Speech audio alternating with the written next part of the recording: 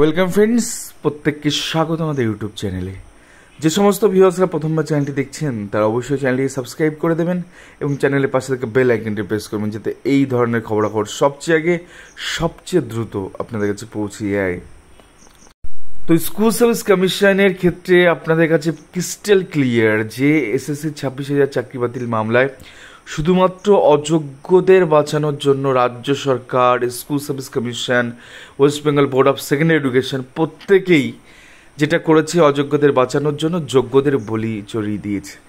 কারণ তারা যে লিস্ট প্রোভাইড করেছে এটা নিয়ে অস্বীকার করার জায়গা নেই যে তারা লিস্ট দিয়েছে, কিন্তু তার পরবর্তী যে কোশ্চেন এসে দাঁড়িয়েছে স্কুল সার্ভিস কমিশনের মামলাতে যে আরও অযোগ্য আছে কি নেই সেটা নিয়ে কিন্তু তারা প্রত্যেকে সংশয় প্রকাশ করছে। তারা কেউ সার্টিফাই করতে চায়নি যে না, এরপরে আর একটি অযোগ্য এই প্যানেলের মধ্যে নেই, স্কুল সার্ভিস কমিশনের 26,000-এর মধ্যে নেই, যার জন্য এন্টায়ার প্যানেল বাতিল হয়েছে পদ্ধতিগত ভুলের জন্য। এবং রাজ্য সরকার রীতিমতন গলা টিপে শেষ করে দিয়ে তাদের আবার নতুন করে 7 বছর পরে আর পরীক্ষায় বসাচ্ছে, যেটা কিনা অনৈতিক। 7 বছর পরে এত শর্ট টাইমে এত বড় প্রিপারেশন, যেখানে প্রত্যেকের পরিবার হয়ে গেছে, সন্তানাদি হয়ে গেছে, বিভিন্ন রকম রোগে তারা জর্জরিত, তার নানান কারণে পড়াশোনা থেকে অনেকটা দূরে তারা রয়েছে।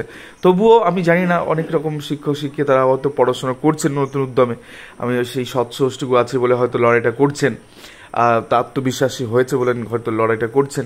কিন্তু যে পদ্ধতিতে তাদেরকে নতুনভাবে বসানো হলো তাতে কার্যত পশ্চিমবঙ্গের যে সরকারি চাকরির প্রতি মানুষের বিশ্বাস, সেই বিশ্বাস ভেঙে গেছে। সামাজিক অবক্ষয় এসছে, মানুষের প্রতি মানুষের বিশ্বাস থাকবে না, সরকারি চাকরির প্রতি বিশ্বাস থাকবে না, অন্তত বিশ্বাস করতে পারবে না এই রাজ্য সরকারকে, বিশ্বাস করতে পারবে না এই স্কুল সার্ভিস কমিশনকে, বিশ্বাস করতে পারবে না মধ্যশিক্ষা পর্ষদকে, বিশ্বাস করতে পারবে না শিক্ষামন্ত্রীকে, বিশ্বাস করতে পারবে না তার বান্ধবীকে। তো যাই হোক, একটা অবিশ্বাসের বাতাবরণে নতুন করে পরীক্ষা হচ্ছে এবং সেই অথরিটি পরীক্ষা নিচ্ছে যারা এই কুকাণ্ডটা ঘটিয়েছে। মহামান্য হাইকোর্টে বারবার এই জিনিসগুলো উঠে এসছে। এখন আজকে আপনারা জানেন প্রায় 32,000 প্রাথমিক শিক্ষকের 2016 সালে রিক্রুটমেন্টের এই বিষয়টা রয়েছে যে চাকরি বাতিল মামলা। এবার এখানেও যে বিষয়টা উঠে আসবে, এখানে একটা দুটো পয়েন্ট আপনাদের বলি, তাহলে গোটা বিষয়টা বুঝতে পারবেন। এখানে কিন্তু অযোগ্যরা সেই অংশে আইডেন্টিফাইড নয়, মানে একদম যে র্যাঙ্ক জাম্পিং, ওএমআর ইস্যু, এটা সেটা ওটা, এগুলো কিন্তু এতটা পরিমাণ পরিষ্কার নয়। তার কারণ প্যানেল পাবলিশ হয়নি। তো এর দৌলতে কি হচ্ছে, মহামান্য হাইকোর্টে জাস্টিস গাঙ্গুলির অর্ডারের ভয়ে প্রাথমিক শিক্ষা পর্ষদ যেটা একটা ব্লান্ডার করেছে, সেটা হচ্ছে প্যানেল না দিলেও একটা ব্রেকআপ তালিকা তারা দিয়েছে। সে ব্রেকআপ তালিকায় কোর্ট ধরে বিচার করে অনেক মামলা হয়েছে, কাট অফ মামলা, যে এই কোর্টে এত কম কেন, আমি কেন পাইনি, এই নিয়ে একাধিক মামলা হয়েছে। এবার এই কেঁচো কুটতে কেউটেগুলো বেরিয়ে এসে সব থেকে ব্লান্ডার করেছে, যেখানে 32 যে অলরেডি স্যাটিসফাইড হয়ে গেছিলো, তারপরে গিয়ে কেন যে কাট অফ দিল, মানে কেন যে ওদিকে আপনার কাট অফ মার্কস প্রত্যেকটা জেলা দিয়ে দিল, সেটা একটা বড় ইস্যু হয়ে দাঁড়ালো। তার কারণ পরবর্তী ক্ষেত্রে দেখা যাচ্ছে প্রচুর সংখ্যক সংরক্ষিত বিভাগের প্রার্থী তারা কাট অফ ক্লিয়ার করার পরেও তারা কিন্তু, মানে জেনারেল কাট অফ ক্রস করার পরেও তারা কিন্তু চাকরিটা পাননি। তো সেই জায়গা থেকে 100-র উপর আপনাদের দেখালাম, 100-র উপর মামলা কিন্তু সিঙ্গেল বেঞ্চে হয়ে রয়েছে। তো সেখানে কত সংখ্যক বঞ্চিত প্রার্থী রয়েছেন তো সেটা তো পরের কথা। কিন্তু ডিভিশন বেঞ্চে যে বিষয়টা আসবে সেটা হচ্ছে, ডিভিশন বেঞ্চে বর্তমানে আপনারা প্রত্যেকে জানেন যে এই মামলার 3rd সাবমিশন আজকে পর্ষদের তরফ থেকে পর্ষদ রাখবে, এবং আপাততভাবে এখনও কিন্তু কোনো সুরাহার বিষয়ে তারা কিন্তু এখনো বলতে পারেনি যে কী কী ইরেগুলারিটিগুলো হচ্ছে। তারা দেখতেই পাচ্ছে, তারা ভাবছে সবই ভালো, কিন্তু আদতে সব ভালো নয়। যেটুকু যা বাইরে এসছে, যেটুকু যা কোর্টের ফাইন্ডিংয়ের তরফ থেকে এসছে, তাতেই এই প্যানেল বাতিল হওয়ার মতন জায়গায় আছে। অ্যাপটিউড টেস্টের ঘটনা, লোয়েস্ট কাট অফ থেকে বেশি মার্কস কেউ পেয়ে বাইরে বসে আছে 8 বছর ধরে, একাধিক পয়েন্ট, 6টা ডিস্ট্রিক্ট ওভারসিটি নিয়োগ, দেন বিভিন্ন রকম যেগুলো আছে, যে অ্যাডিশনাল প্যানেল করে প্যানেল এক্সপায়ারি হয়ে যাওয়ার পরে নিয়োগ দিয়ে গেছে, নানান রকম জিনিস ঘোটালা কিন্তু এখানে আছে। প্যারা টিচারদের নাম্বার এখানে ফ্র্যাকশানে দিয়েছে অ্যাপটিউড টেস্ট, যেটা কিনা প্যারা টিচার ওইভাবে নাম্বার হয় না। হ্যাঁ, তো যারা এক্সামটেড নয় তারা এক্সামটেড হিসাবে তাদের চাকরি দিচ্ছে, কিন্তু তাদের কাগজ নেই।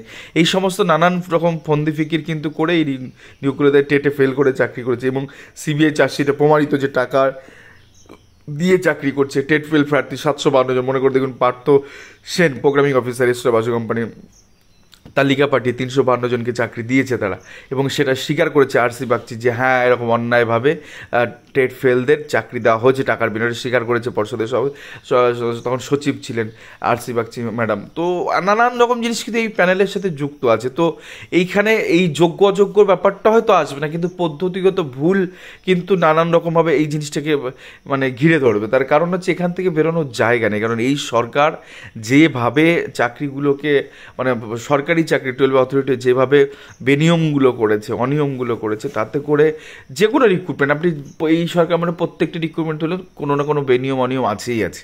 তো সেই জায়গা থেকে স্কুল সার্ভিস কমিশনের চাকরি বাতিল করে দিয়েছে 26,000। অনেক যোগ্য ছেলেমেয়ে মারা পড়েছেন, মানে এই প্যানেলে এই শিকার এই যে কুকাণ্ড বা যাদের একটা ক্ষমতায় নিয়ে একটা পরীক্ষা নিয়ে একটা সুষ্ঠুভাবে একটা জিনিস করা, সেগুলো কিন্তু দুমড়ে মুচড়ে পড়েছে। আপনার প্রত্যেকে জানেন নতুন করে বিজ্ঞপ্তি হয়তো বেরিয়েছে, কিন্তু এটা যে মাঝপথে আটকাবে না তার কোনো রকম কোনো গ্যারান্টি, কারণ ডিভিশন বেঞ্চের অর্ডার ভায়োলেট করছে, সুপ্রিম কোর্টের অর্ডার ভায়োলেট করছে, এরা চেষ্টা করছে মাঝখান দিয়ে বেরোনোর।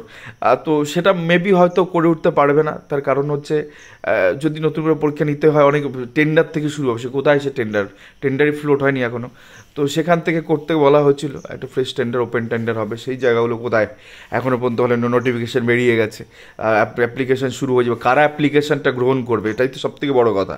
এগুলো তো পাবলিক ফোরামে আসা উচিত, পাবলিক টেন্ডার করা উচিত, এখনও পর্যন্ত কোনো টেন্ডার এখনও আসে, তো আটকাবে তো এখান থেকেই শুরু।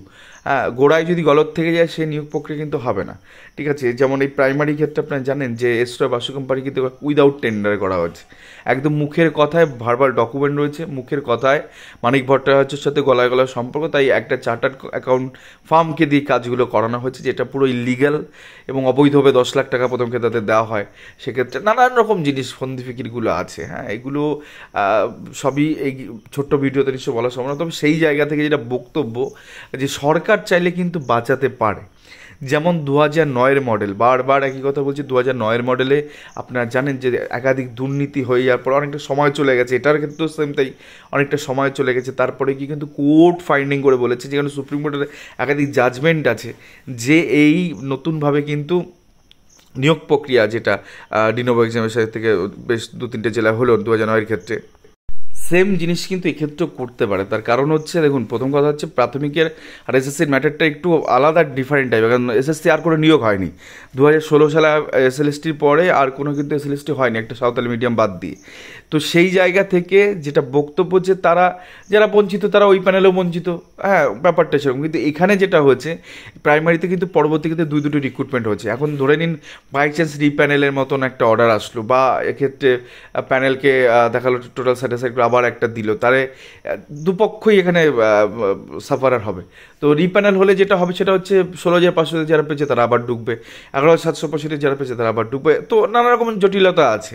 তো সেক্ষেত্রে শুধুমাত্র যদি বঞ্চিতদের, যেমন 2009-এর মডেলের ক্ষেত্রে হাইকোর্টই তো অর্ডার দিয়েছে, আমরা তো আকাশ কুসুম কিছু বলছি না যে আমেরিকান কোর্ট অর্ডার দিয়েছে তো হাইকোর্টে আমাদের ক্যালকাটা হাইকোর্টে অর্ডার দিক, বা ভারতবর্ষের কোনো কোর্ট অর্ডার দিক, আমাদের হাইকোর্টেই মান্তা সাহেবের অর্ডার রয়েছে, যেখানে গিয়ে পরিষ্কার তিনি বলছেন ডিস্ট্রিক্ট প্রাইমারি স্কুল কাউন্সিলকে যে দুর্নীতি প্রমাণিত, দুর্নীতি দেখে ফেলেছি, প্যানেল বাতিল করে দেবো নাকি তোমরা পিটিশনারদের চাকরি দেবে। তো কনসার্ন অর্ডার হচ্ছে, বলছে হ্যাঁ পিটিশনারদের চাকরি।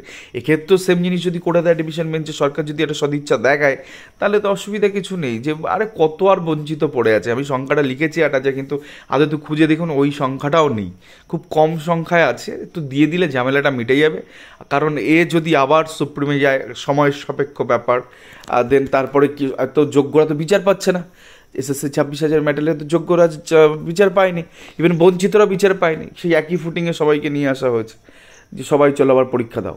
এতদিন পরে নতুন করে পরীক্ষা, তো যারা বঞ্চিত আছে তারা দীর্ঘদিন মামলা মোকদ্দমা করে দীর্ঘদিন আন্দোলন করে আলটিমেটলি পেলোটা কি, কিছুই পেলো না, নিটফল জিরো। কারণ একই জায়গা থেকে শুরু হবে, আপনার মনে হচ্ছে যে প্রশ্নপত্র ফার্স্ট আটকানো যাবে, বা আরও যে ইভ্যালুয়েশন ঠিকঠাক করে হবে, প্রশ্ন ভুল থাকবে না, কোর্টে মামলা হবে না, একাধিক জিনিস তো এখানে রয়েছে। কী করে এগুলোকে আটকাবেন?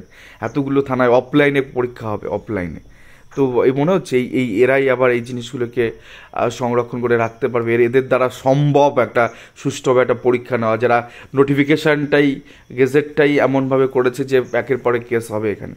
তো এদের দ্বারা সেই কার্য হয়তো নতুন করে সম্ভাবনা। তো সেই জায়গা থেকে প্রত্যেকে যারা এই মামলার সাথে যুক্ত আছে কানেক্টেড অ্যাপ্লিকেশন করে বা ক্যান করে, তাদের অ্যাডমিনদের উদ্দেশ্যে একটি বার্তা, নামের তালিকা তৈরি করে, ভিতরে কিছু খবর আছে যেটা পাবলিক ফোরামে এই মুহূর্তে বলা সম্ভব নয়। তো নামের তালিকাটা খুব দ্রুত লাগবে, এটুকু আমি বলে দিচ্ছি, তার কারণ এর বাইরে আর যাওয়ার জায়গা নেই। খুব তাড়াতাড়ি এই জিনিস সংশোধন হবে, মীমাংসা হবে এবং একটা সমঝোতা বা আন্ডারস্ট্যান্ডিংয়ের জায়গায় আসবে। ব্যাস এটুকুই শুধু বলার ছিল। আর নিচে ডিসক্রিপশনের লিঙ্ক আছে, যদি ফার্দার কারো কোনো কোয়ারিজ থাকে অবশ্যই লিঙ্কে সরাসরি এসে যুক্ত হয়ে কথা বলেন আমাদের অ্যাডমিনদের সাথে। ধন্যবাদ।